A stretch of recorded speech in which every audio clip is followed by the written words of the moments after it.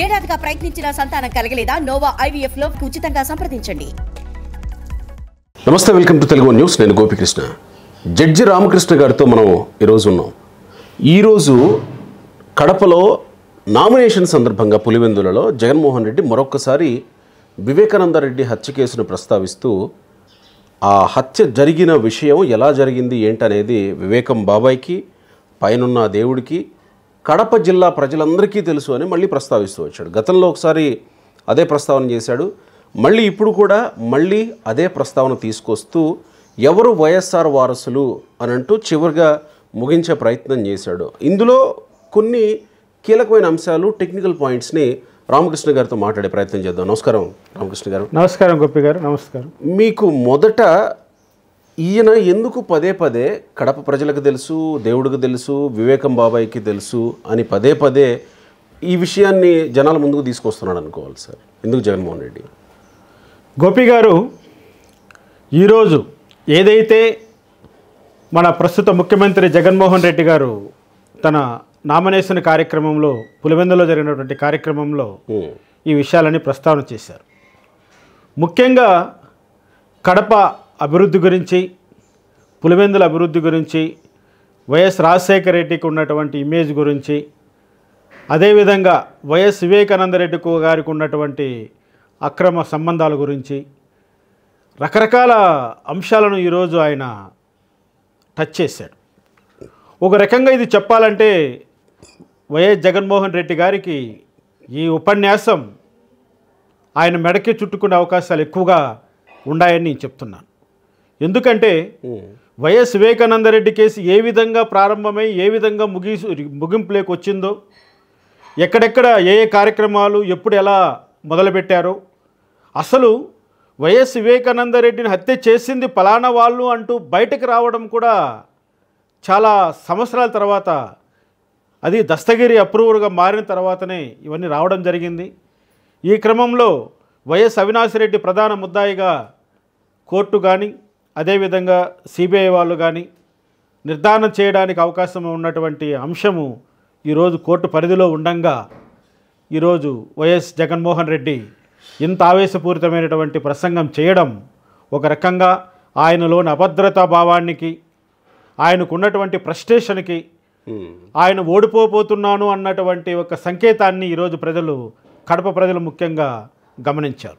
Damage జరుగుతుందని అర్థమైంది అనుకుంటున్నాను. బాగా పూర్తిగా ఆయనకు అర్థమైపోయింది. అంటే వైఎస్ వివేకానంద రెడ్డి గారి హత్య కేసుకు దగ్గర నుంచి వైఎస్ రాజశేఖర రెడ్డి వారసులు ఎవరన్న అంశాన్ని కూడా ఆయన ఇక్కడ ప్రస్తావన చేయడము ఒక రకంగా ఆయనలో ఉన్నటువంటి అభద్రతా భావాన్ని స్పష్టత చేస్తాం. వైఎస్ రాజశేఖర రెడ్డి వారసులు ఎవరున్నారండి? ఉంటే వైఎస్ జగన్మోహన్ రెడ్డి గారు ఉన్నారు, వైఎస్ షర్మిలమ్మ గారు ఉన్నారు, ఇంకెవరు లేరు కదా. రాజకీయ వారసులైనా లేదా ఆస్తికి వారసులైనా, ఆయన సంపదకు వారసులైనా, ఆయన లెగసీకి వారసులైనా ఉన్నది మీరిద్దరే కదా. మరి అటువంటప్పుడు మరి ఆయన వైఎస్ షర్మిల గారు అసలు రాజశేఖర రెడ్డి వారసురాలే కాదన్నట్లుగా ఇన్ని రోజులు యూట్యూబ్లో చూసాం. ఎవడో పనికిమాలిన ఏదోవా ఆమె గురించి రకరకాలుగా మాట్లాడడం విన్నాం. కానీ సోషల్ మీడియా వేదికగా, కానీ పబ్లిక్ మీటింగ్లో సొంత అన్నగారు, సొంత రక్తం పంచుకొని పుట్టినటువంటి తన చెల్లెలు షర్మిల గురించి, రాజశేఖర రెడ్డి వారసత్వాన్ని గురించి ప్రశ్నిస్తూ వీళ్ళ వారసులు ఉంటే ఆయన ఈరోజు ఆ విధంగా మాట్లాడడం ఒక రకంగా రాజశేఖర రెడ్డి కుటుంబంలో ఉన్నటువంటి విభేదాలు ప్రజలకు స్పష్టంగా తెలిసిపోయాయి. ఇక్కడ ఒక పాయింట్, వివేకానంద రెడ్డికి ఉన్న రెండవ సంతానం గురించి ప్రజలకి తెలుసు, కడప ప్రజలకు తెలుసు. తర్వాత వివేకం బాబాయ్ చనిపోయాడని ఎవరు కాల్ చేస్తే అవినాష్ రెడ్డి అక్కడికి వచ్చాడనే విషయం కడప ప్రజలకి తెలుసు అని అంటే, ఇంకా ఈ విషయాన్ని అటువైపుకే తీసుకెళ్లే ప్రయత్నం ఏమైనా జరుగుతుంది జగన్మోహన్ రెడ్డి చివరి నిమిషంలో కూడా, అంటే ఎలక్షన్ చివరి నిమిషంలో కూడా ఇంకా అటువైపుకే వివేకానంద రెడ్డి సెకండ్ మ్యారేజ్ వైపు, ఆస్తులు గొడవల వైపు అటే తీసుకెళ్లే ప్రక్రియ ఒకటి కొనసాగుతుంది అనుకోవాలా?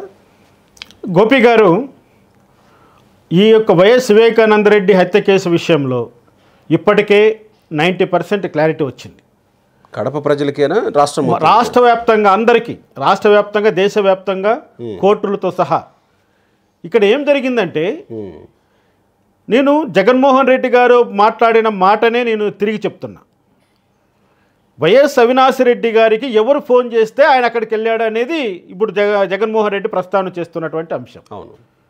వైఎస్ అవినాష్ రెడ్డి గారికి సునీత భర్త గారైనటువంటి నర్రెడ్డి రాజశేఖర రెడ్డి గారు 6:15 మాత్రమే అవినాష్ రెడ్డికి ఫోన్ చేశాడు.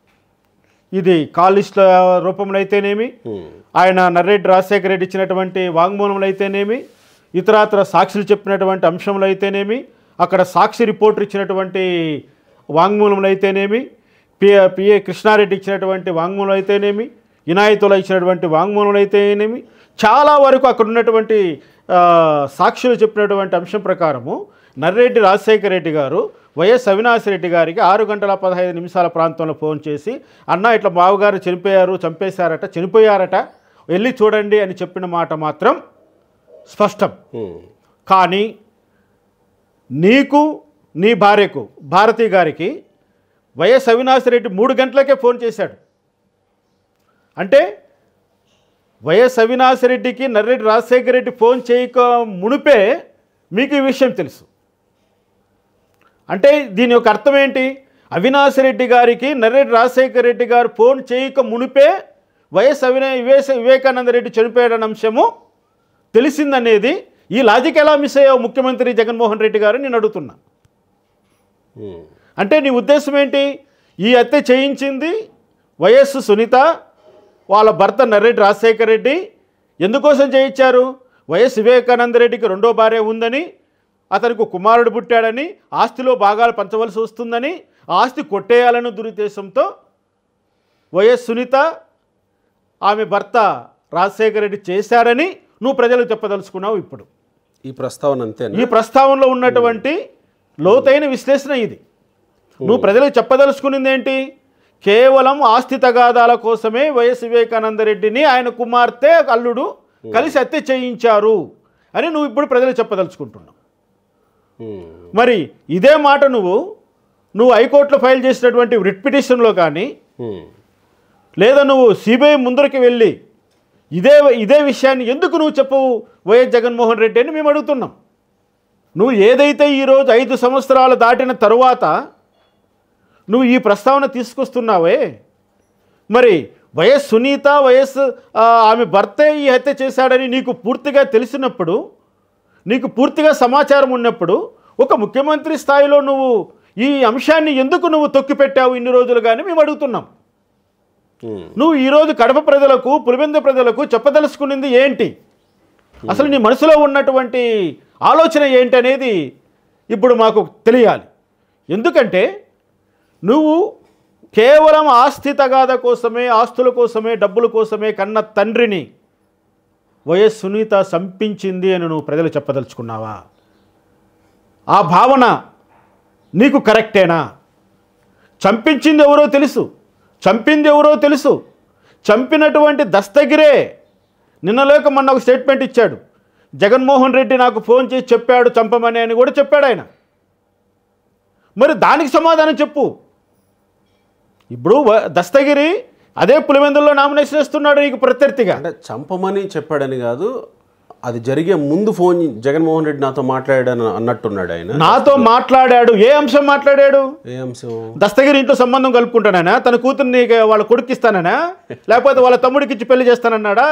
వైఎస్ జగన్మోహన్ రెడ్డి తన ఇద్దరు కూతుర్ని ఏం మాట్లాడాడు? ఇదే అంశం మాట్లాడాడు. ఏం మాట్లాడాడు? ఇదే అంశం మాట్లాడింటాడు. అంతకుమించి దస్తగిరిని మాట్లాడవలసిన అవసరము ఆనాటి ప్రతిపక్షంలో ఉన్నటువంటి జగన్మోహన్ రెడ్డికి ఎందుకు వచ్చింది? ఎలక్షన్ టైంలో దస్తగిరి ఏమైనా నీ పార్టీలో లీడరా? దస్తగిరి ఏమైనా నీ జిల్లా ప్రెసిడెంటా, నీ రాష్ట్ర ప్రెసిడెంటా, లేకపోతే నీ వైఎస్ఆర్ యువజన శ్రామిక రైతు కాంగ్రెస్ పార్టీలో ఏమన్నా మెంబరా అతను ఏమన్నా? మరి నువ్వు అతనితో ఎందుకు మాట్లాడాల్సి వచ్చింది? ఆ విషయం నువ్వు చెప్పు. ఖండిస్తావా? ఖండించు. నువ్వు ఖండించట్లేదుగా. ఒక ప్రధానమైనటువంటి ముద్దాయి, ఒక సంశేషణమైనటువంటి ఒక కేసులో ఉన్నటువంటి ముద్దాయి, నీ బాబాయిని హత్య చేసినటువంటి కేసులో ఉన్నటువంటి ముద్దాయి చెప్తున్నటువంటి అంశాన్ని నువ్వు సమర్థిస్తున్నావా? దాన్ని లేక దాన్ని ఖండిస్తున్నావా? నువ్వు మౌనంగా ఉన్నావంటే మౌనం అర్ధాంగీకారం అనేది అందరూ అనుకునే అంశమే కదా. అంటే ఈరోజు దస్తగిరి చెప్తున్నటువంటి అంశాన్ని మేమందరూ కూడా నువ్వు అంగీకరిస్తున్నావని మేము భావించవలసినటువంటి అవసరం ఉంటుంది. ఇంకో అంశం ఎత్తుకుంటే వైఎస్ఆర్ గురించి నువ్వు ఎక్కువ మాట్లాడుతున్నావు. అసలు నీ పార్టీలో ఉన్న వైఎస్ఆర్ ఎవరండి? యువజన శ్రామిక రైతు కాంగ్రెస్ పార్టీ కానీ నీది వైఎస్ రాజశేఖర రెడ్డి కాంగ్రెస్ పార్టీనా?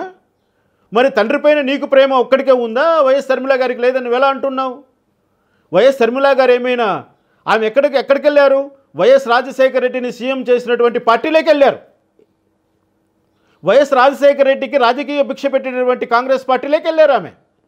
రాజశేఖర రెడ్డికి జీవితాన్ని ఇచ్చినటువంటి కాంగ్రెస్ పార్టీలోకి వెళ్ళారు ఆమె.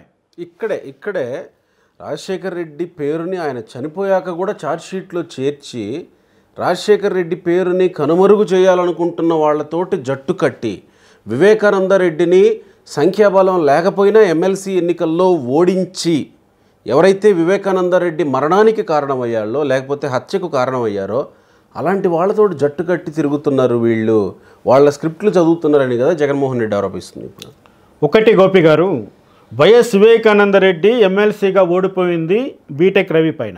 అవును. ఆ బీటెక్ రవిని గెలిపించింది ఎవరు? వైఎస్ అవినాష్ రెడ్డి కుటుంబం, భాస్కర్ రెడ్డి కదా?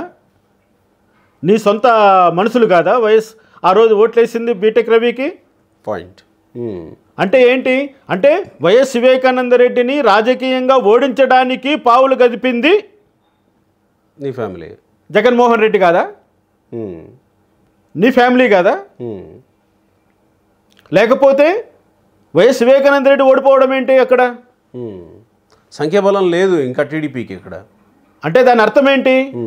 నువ్వు నీ బాబాయ్ పైన ఉన్నటువంటి నీకు ఉన్నటువంటి ఒక కక్ష, వైఎస్ వివేకానంద రెడ్డి అనేవాడు భూమిపైన నిలిచి ఉండకూడదు, వైఎస్ రాజశేఖర రెడ్డితో పాటు వెళ్ళిపోవాలి అనుకున్న నేను ఒకటి ఇక్కడ గుర్తు చేయాలనుకుంటున్నా.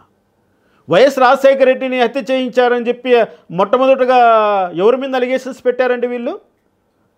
అంబానీ పైన కదా, రిలయన్స్ కంపెనీ పైన కదా? మరి అదే రిలయన్స్ కంపెనీతో అంటగాగుతున్న నిన్ను ఈరోజు వైఎస్ షర్మిల గారు ఏమని ప్రశ్నించాలి? పాయింట్. అంటే వైఎస్ రాజశేఖర రెడ్డి హత్యలో నీ హస్తం ఉందా లేదా అని కూడా ఇప్పుడు ప్రజలు అనుకోవాల్సిన అవసరం ఉందా లేదా? వాలిడ్. సీఎం కావాలనే నీ యొక్క లక్ష్యాన్ని నెరవేర్చుకోవడం కోసం రాజశేఖర రెడ్డి ఇంకా 30 సంవత్సరాలు బ్రతికే అవకాశం ఉన్నప్పటికీ కూడా అతన్ని అర్ధాంతరంగా పావురాలు గుట్టకు బలి చేసినటువంటి వాళ్ళతో నువ్వు తిరుగుతున్నావంటే నువ్వు ముఖ్యమంత్రి పీఠం కోసమే చేసావేమని మేము భావించవలసి వస్తుందా లేదా? ఈరోజు నువ్వు సొంత చెల్లెల్ని శత్రువులతో చేతులు కలిపి వాళ్ళ స్క్రిప్ట్ చదివి వైఎస్ రాజశేఖర రెడ్డి పేరు కనుమరుగుగా అయ్యేలాగా వైఎస్ రాజశేఖర రెడ్డి విగ్రహాలన్నీ తొలగించేలాగా చేస్తున్నారు అంటున్నారు. ఎక్కడైనా రాష్ట్రంలో తెలుగుదేశం పార్టీ అధికారంలో ఉన్నప్పుడు కానీ కాంగ్రెస్ పార్టీ అధికారంలో ఉన్నప్పుడు కానీ వైఎస్ రాజశేఖర రెడ్డికి పెట్టినటువంటి ఏ విగ్రహాన్నైనా ఎక్కడైనా ఒక విగ్రహం తొలగించినటువంటి సందర్భం ఉంటే చెప్పు నువ్వు జగన్మోహన్ రెడ్డి ఈరోజు. మరి ఏ విధంగా ఈ మాట అంటున్నావు నువ్వు?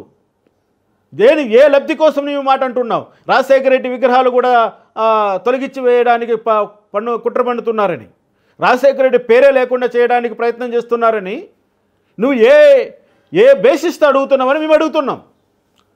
ఒక్క సందర్భాన్ని చూపించు మాకు.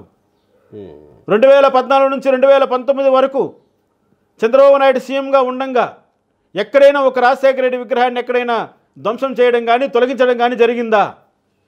కాంగ్రెస్ అధికారంలో ఉన్నప్పుడు కానీ, రోసయ్య గారు సీఎంగా ఉన్నప్పుడు కానీ, కిరణ్ కుమార్ రెడ్డి గారు సీఎంగా ఉన్నప్పుడు కానీ ఎక్కడైనా రాజశేఖర రెడ్డి గారి యొక్క విగ్రహాన్ని తొలగించారా?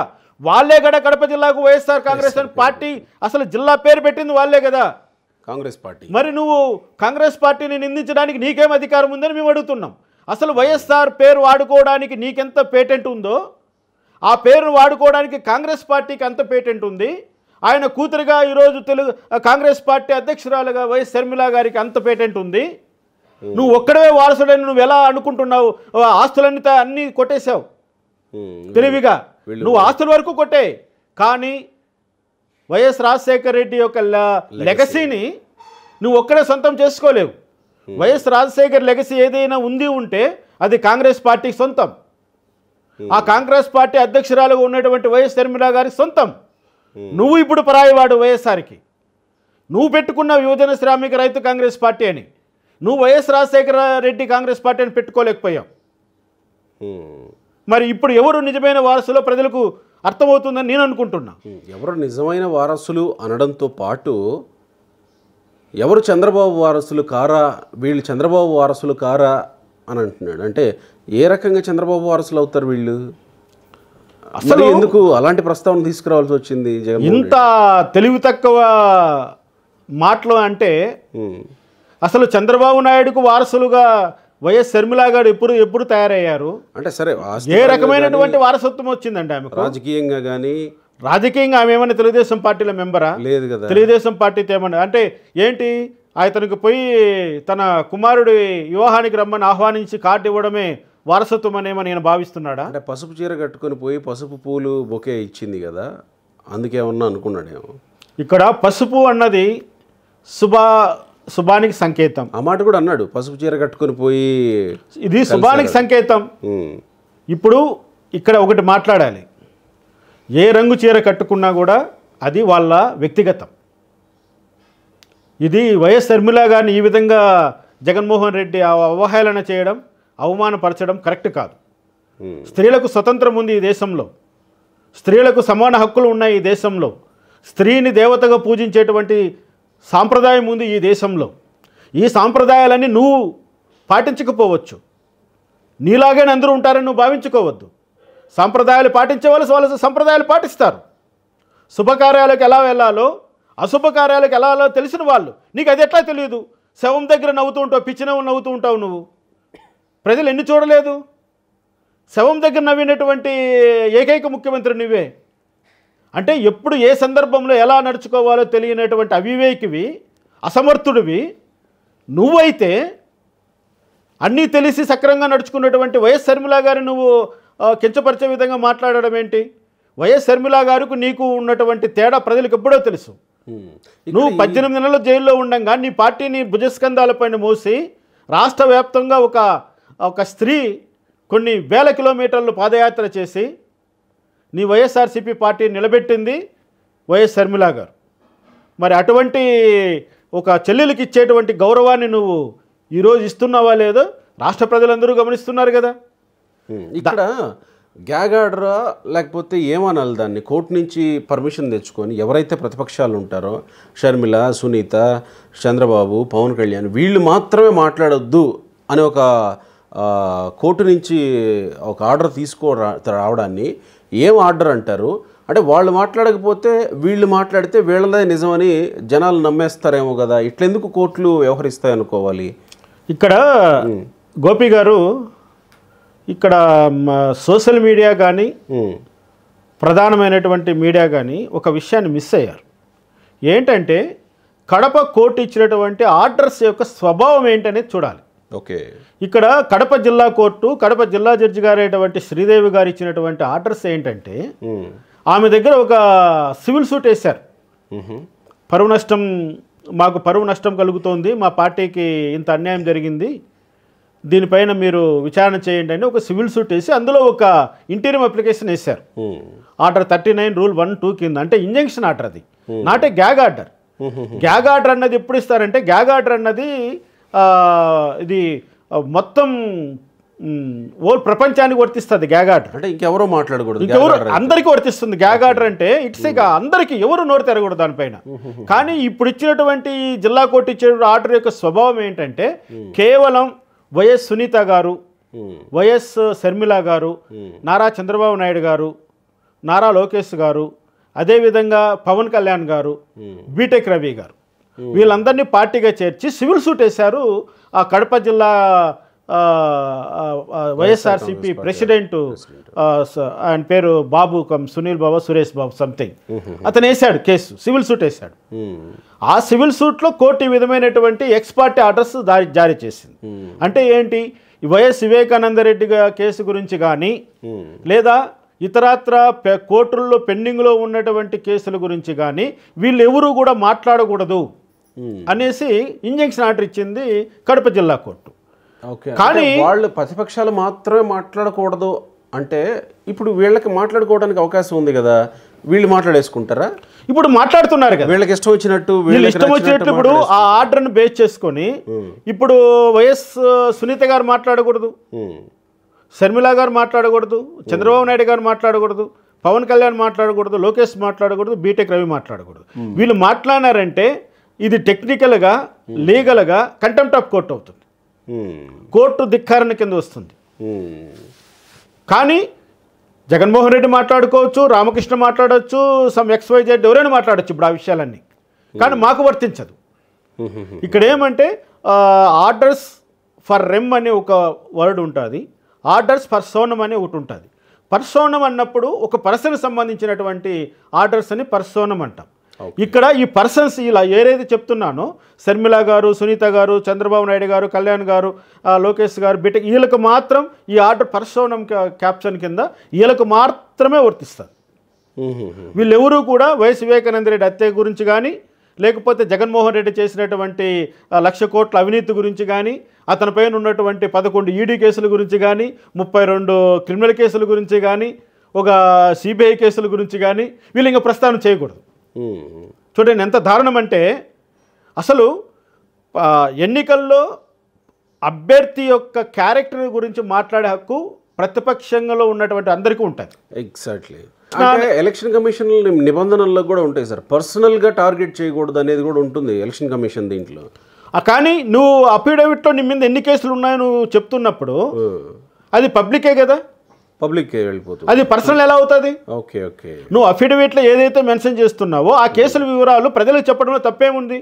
నువ్వు ఒక అమ్మాయిని రేప్ చేసావు, చంపేశావు, నువ్వు ఎలక్షన్లో పోటీ చేస్తున్నావు, నిన్ను రేపిస్టు వీడు మర్డరర్ అని చెప్పడము తప్ప ప్రజలకు ఎలా తెలుస్తుంది వాడి క్యారెక్టర్? వాడికి ఓటు వేయాలనుకున్నప్పుడు కరెక్ట్. వాడు రేపులు చేస్తాడు, వాడు మర్డర్లు చేస్తాడు, వాడు దొమ్మిళ్ళు చేస్తాడు, వాడు దొంగతనాలు చేస్తాడు, వాడు చీటరు అని చెప్పే అధికారము ప్రతి ఒక్కరికి ఉంటుంది. మంచి వాళ్ళకి ఓటు వేయండి అని చెప్పే అధికారం ఎలా ఉంటుందో, వీడు చెడ్డవాడు, వీడికి ఓటు వేయకండి, వీడు ఇట్లా వాడు అని చెప్పే అధికారం అందరికీ ఉంటుంది. మరి అధికారాన్ని మీరు వాడుకోకూడదని ఈరోజు కోర్టు ఎలా చెప్పింది? దిక్కుమాలిన ఆర్డర్ ఎలా ఇస్తుంది? అంటే ఏంటిది? కడప జిల్లాలో ఒకటి జరుగుతుంది గోపి గారు, నేను కడప జిల్లాలో పనిచేశాను కాబట్టి చెప్తున్నాను. కడప జిల్లాలో పోలీసులు, రెవెన్యూ, ఫారెస్ట్ డిపార్ట్మెంటు, చివరకు న్యాయమూర్తులు కూడా కడప జిల్లాలో 2 మాటలే వింటారు. ఒకరు ఈ ముఖ్యమంత్రి జగన్మోహన్ రెడ్డి, రెండోళ్ళు వచ్చి మాజీ న్యాయమూర్తి ఈనాటి ARC chairman justice C V Nagarjuna Reddy. ఈ జస్టిస్ సివి నాగార్జున రెడ్డి ఏం చెప్తే అక్కడ ఉన్నటువంటి న్యాయమూర్తులు అదే పాటించాలి.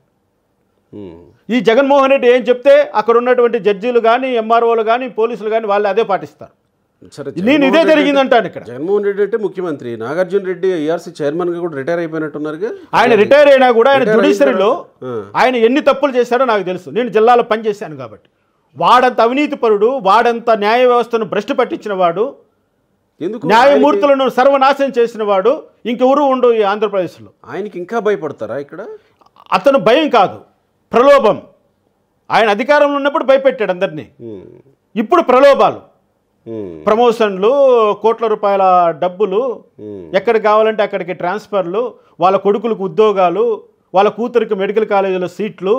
ఆ జడ్జీలో నేను అంటున్నది, జడ్జీల కొడుకులకి ఏం కావాలా, వాళ్ళకు బెంచ్ కార్లు కావాలా, జడ్జీల కొడుకు కూతుర్లను ఫారిన్ పంపించాలా, వాళ్ళకి ఎంత అమౌంట్ కావాలి, ఇవన్నీ కూడా ఇప్పుడు వాళ్ళు ప్రలోభాలకు గురి చేసి ఇటువంటి ఆర్డర్లు తీసుకుంటున్నారు. బహుశా ఈ ఆర్డర్లో కూడా జిల్లా జడ్జి ఎవరైతే ఉన్నారో కడప జిల్లా జడ్జి మైండ్ అప్లై చేయకుండా ప్రలోభాలకు లోబడి ఇచ్చినట్లుగా కనపడుతుందే కానీ న్యాయ సూత్రాలకు లోబడి ఇచ్చినట్లుగా కనపడట్లేదు. మీరు ఇది నేరుగా న్యాయస్థానాలని ప్రశ్నిస్తున్నట్టు. నేను ఈ రోజు కాదు, గత 12 సంవత్సరాల నుండి న్యాయస్థానాలను ప్రశ్నిస్తున్నాను, న్యాయమూర్తులను తిడుతూనే ఉన్నాను, న్యాయమూర్తులు చేస్తున్న అవినీతిని బయట పెడుతూనే ఉన్నాను. వైఎస్ అవినాష్ రెడ్డి కేసులో ఎన్ని లక్షలు, ఎన్ని కోట్లు చేతులు మారాయో చెప్పాను, ఎక్కడ ఏం జరుగుతుందో చెప్పాను, తమ్ముళ్ళ కోసం ఎవరెవరు ఏం చేస్తారో నాకు తెలుసు, ఏ జడ్జి ఎన్ని కోట్లు సంపాదించాడో ఎక్కడ పెట్టాడో నాకు తెలుసు. ఎవరైనా ఇప్పుడు పనిచేస్తున్న జడ్జీలలో ఎవరైనా మేము నిజాయితీ పరులు ఎవరైనా ముందుకు వస్తే రమ్మని చెప్పండి, అర్ధగంటలో నిరూపిస్తా వాడు ఎంత అవినీతి పరుడో. కాబట్టి నేను అంటున్నది ఏంటంటే, కడప జిల్లాలో వైఎస్ జగన్మోహన్ రెడ్డి హవా ఎట్లా నడిచిందో, వైఎస్ రాజశేఖర రెడ్డి హవా ఎట్లా నడిచిందో కూడా చెప్తున్నా. పులివెందుల్లో ఒక ఇన్సిడెంట్ జరిగింది, ఏంపల్లిలో. సతీష్ రెడ్డి అప్పుడు టీడీపీలో ఉండేవాడు ఇన్ఛార్జ్. ఆ టైంలో ఏమైంది, ఫైరింగ్ జరిగింది ఒక ఎలక్షన్స్లో.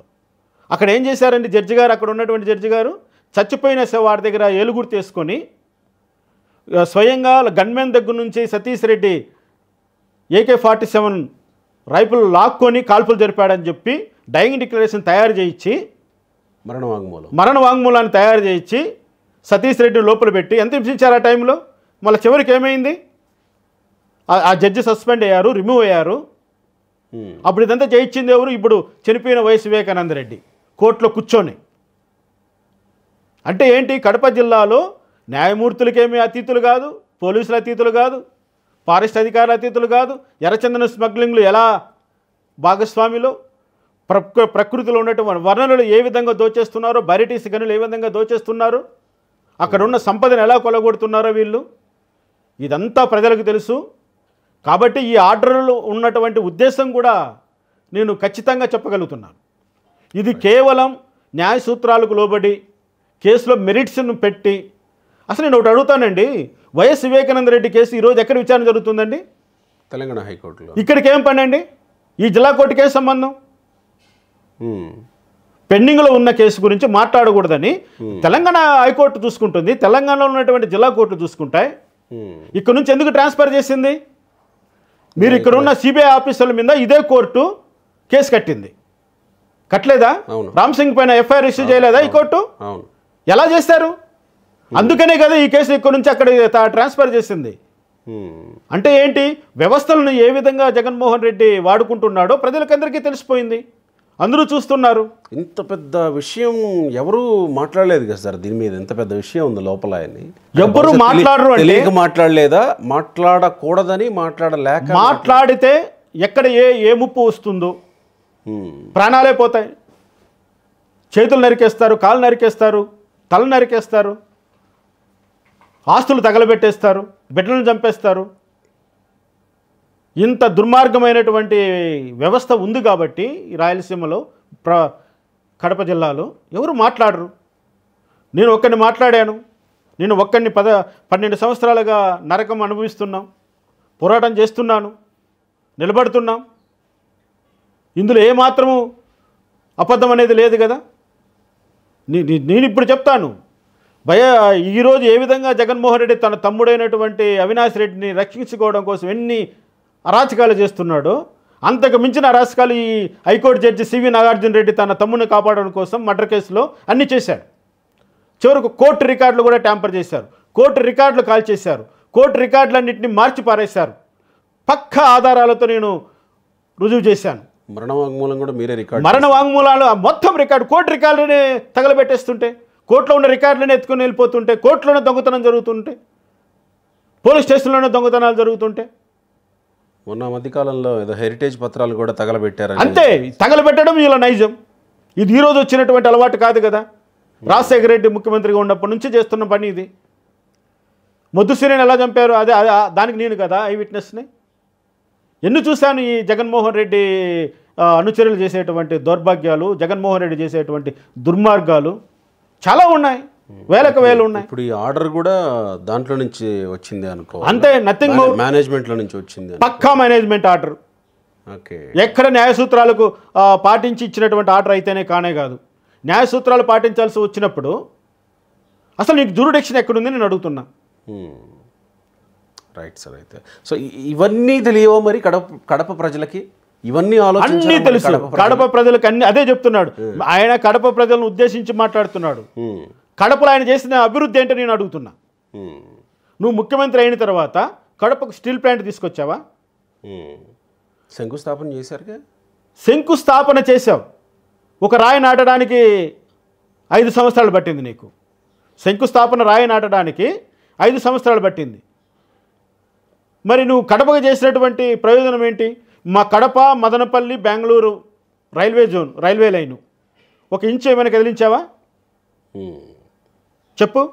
కడపకు రావాల్సినటువంటి విమానాశ్రయ అభివృద్ధి నువ్వేమైనా పట్టించుకున్నావా? కడపకు రావాల్సినటువంటి తాగునీటి అవసరాలు ఏదైతే కేసీ కెనాల్ నుంచి వాటర్ అలొకేషన్ కావాలని ఏదైతే అనుకుంటున్నారో ఆ పని నువ్వేమైనా చేసావా? ఇంకా ఏం చేసావు? కడపలో ఉన్నటువంటి థర్మల్ విద్యుత్ ప్లాంట్ని ధ్వంసం చేశావు. రైతులకు ఉచ్చు బిగించడం కోసం ఆ సిడి సాయి కంపెనీకి రైతులు మోటార్లకు మీటర్లు పెట్టి కాంట్రాక్టర్ మాత్రం తెచ్చుకున్నావు నీ అవినాష్ రెడ్డి బినామీ పేరు పైన. అంతే కదా నువ్వు చేసింది? కడప జిల్లాకి చేసింది ఏముంది చెప్పు నువ్వు? ఇవన్నీ కూడా ఆలోచిస్తారు, అన్నీ ఆలోచిస్తారు. నువ్వు కడప జిల్లాను పక్కన పెట్టు. పులివెందులకు ఏం చేస్తావు? నువ్వు తీసుకొచ్చిన చేపల మార్కెట్ తప్ప పులివెందులో చేసిన అభివృద్ధి ఏముంది? నువ్వు చంద్రబాబు నాయుడు అయినా పులివెందులకు వాటర్ ఇచ్చాడు. ఈయన కుప్పానికి ఇచ్చానని చెప్తున్నాడుగా. కుప్పానికి ఇచ్చాడు, ఫోటో కోసం ఇచ్చాడు, ఫోటో ఫోజు కోసం, సెల్ఫీ కోసం. ఇప్పుడు చూపించండి ఒక చుక్క నీరు. ఇవ్వడం అంటే ఏంటండి? తాగునీరు ఒక పూట తాగితే సరిపోతుందా జీవితం అంతా? 3 పూట్ల 4 పూట్ల తాగితేనే కదా నీరు. మరి ఇప్పుడు ఎక్కడుంది ఆడ తాగడానికి నీళ్ళు? ఒక పూట తాగితే సరిపోతుందా? ఇవ్వడం అంటే ఏంటి? శాశ్వతంగా ఇవ్వడం. రైట్. గంట అరగంట నీళ్లు పారిచ్చేసి మేము ఇచ్చేసినామని జబ్బలు కొట్టుకొని చప్పట్లు కొట్టుకొని పులహారాలు వేసుకొని వేదికలెక్కి మాట్లాడేసి ఉపన్యాసాలు ఇచ్చేస్తే కాదు. ఇవ్వడం అంటే శాశ్వతంగా ఇవ్వడం. వాటర్ అన్నది శాశ్వతంగా అలా ఇవ్వాలి. Right sir. ప్రతి గంటకు ప్రతి నిమిషానికి వాటర్ తాగేవాళ్ళు ఉంటారు. ఒక పూట తాగితే బతికిపోతామా జీవితం అంతా? అదేమన్నా అమృతమా? ఒకసారి తాగితే ఇంకా చావు లేకుండా జీవితాంతం ఏమీ లేకుండా ఉండడానికి మంచినీళ్ళు అండి అవి. Right sir. సో ఇవన్నీ కూడా కడప ప్రజలు ఆలోచిస్తారు. 100% ఆలోచిస్తున్నారు. వైఎస్ షర్మిల గారు ఖచ్చితంగా ఆమె ప్రభావం ఉంటుంది అక్కడ. ఈయన ఎంత అవునన్నా కాదన్నా వైఎస్ షర్మిల వైఎస్ రాజశేఖర రెడ్డి గారి ముద్దులు పట్టి వైఎస్ రాజశేఖర రెడ్డి గారికి అసలైన వారసురాలు అని నేను అంటాను. Right sir. Thank you.